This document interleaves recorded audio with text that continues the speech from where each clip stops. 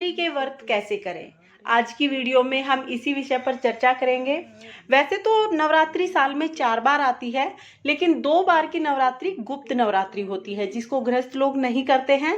गृहस्थ लोग 2 बार की नवरात्रि ही करते हैं, एक चैत्र नवरात्रि और दूसरा शारदीय नवरात्रि। और अब जो नवरात्रि आने वाली है, ये शारदीय नवरात्रि है। तो अब हम बात करते हैं कि व्रत कैसे करें। देखिए, कुछ लोग पूरे 9 दिन के व्रत करते हैं, पूरे 9 नवरात्रि के व्रत करते हैं, और कुछ लोग 2 व्रत करते हैं। जो लोग 2 व्रत करते हैं वो ज़्यादातर पहला स्थापना वाले दिन, जिस दिन कलश स्थापना करनी है, उस दिन व्रत करते हैं और आखिरी व्रत कर लेते हैं। और इस तरह से 2 व्रत किए जाते हैं। जो आखिरी व्रत करना होता है वो डिपेंड करता है कि आप कन्या पूजन किस दिन करेंगे। देखिए, अगर आपके यहाँ पर अष्टमी के दिन कन्या पूजन होता है तो फिर सप्तमी का व्रत करके अष्टमी को कन्या पूजन कर दिया जाता है, यानी कि कलश स्थापना के दिन व्रत किया जाएगा, उसके बाद सप्तमी के दिन व्रत किया जाएगा, उसके बाद फिर अष्टमी को आप कन्या पूजन कर देंगे। इसके बाद अगर आप नवमी को कन्या पूजन करते हैं तो फिर अष्टमी का व्रत किया जाएगा। पहला व्रत करते हैं और अष्टमी का व्रत कर लेते हैं, उसके बाद नवमी के दिन आप कन्या पूजन कर सकते हैं। हमारे यहाँ पर इसी तरह से 2 व्रत किए जाते हैं। कुछ लोग दूसरा और 5वां व्रत भी कर लेते हैं, या दूसरा और 7वां व्रत भी कर लेते हैं। इस तरह से 2 व्रत कर लिए जाते हैं। इसके साथ साथ कुछ लोग 5 व्रत भी कर लेते हैं और 7 व्रत भी कर लेते हैं। तो ये पूरी तरह से आपकी मर्जी और आपके स्वास्थ्य पर डिपेंड करता है कि आपको कितने व्रत करने हैं। इसके बाद बात आती है कि हम जो व्रत करेंगे वो कैसे करने हैं, यानी उसकी विधि क्या होगी, क्या खाना है, क्या नहीं खाना है। तो फ्रेंड्स, व्रत 3 तरह से किए जाते हैं नवरात्रि के। पहला जो तरीका होता है व्रत करने का, वो पूरी तरह से फलाहार व्रत किए जाते हैं, यानी कि नवरात्रि में जितने भी आप व्रत करेंगे, चाहे 2 करें या 9 करें, 5, 7, जितने भी आप व्रत करेंगे, उतने दिन आपको अन्न का बिल्कुल भी सेवन नहीं करना होता है। फलाहार पर ही ये व्रत किए जाते हैं।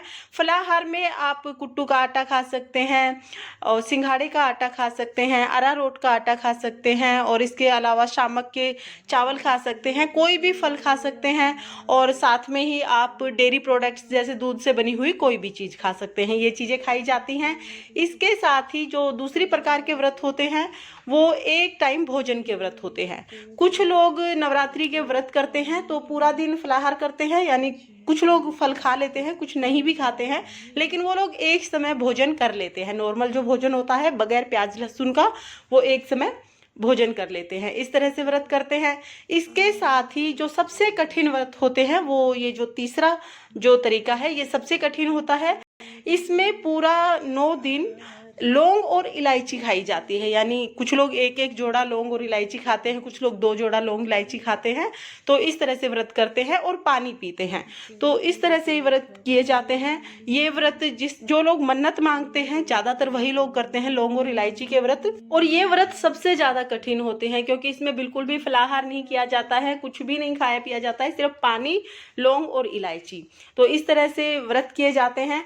अब जब व्रत करते हैं तो जो लोग 2 व्रत करते हैं वो बगैर कलश स्थापना किए भी व्रत कर सकते हैं, अपने मंदिर में भी पूजा कर सकते हैं, या चौकी पर, जैसे मैंने बताया, बहुत सिंपल विधि जो मैंने बताई है उस तरीके से वो लोग व्रत कर सकते हैं कि मैया रानी की स्थापना कर लेंगे और उसके बाद पूजा करके व्रत करेंगे। इसके साथ ही जो लोग 9 व्रत करते हैं वो लोग कलश स्थापना करते हैं, जवारे उगाते हैं और फिर पूजा करके व्रत करते हैं। फ्रेंड्स, जिस दिन आपका व्रत होगा, कलश स्थापना वाले दिन सुबह चौकी लगाकर मैया की स्थापना की जाती है, कलश स्थापना की जाती है।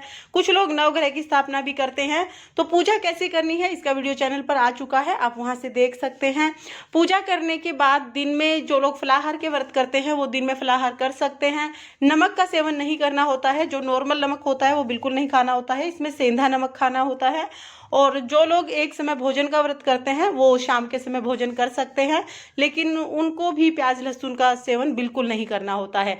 वैसे भी कोशिश करें कि नवरात्रि में प्याज लहसुन घर में इस्तेमाल ना हो। साथ ही अगर आपने नवरात्रि के व्रत किए हैं तो जब आप व्रत की पूजा करें उसके बाद जो प्रसाद आपने मैया रानी को चढ़ाया है वो आप किसी कन्या को जरूर खिलाएं। जैसे आपने अगर फ्रूट चढ़ाए हैं, या आपने ड्राई फ्रूट्स चढ़ाए हैं, पंचमेवा चढ़ाया है, पतासे, जो भी आपने प्रसाद चढ़ाया है, कोशिश करें कि कम से कम एक कन्या को तो आप वो प्रसाद जरूर से खिला दें।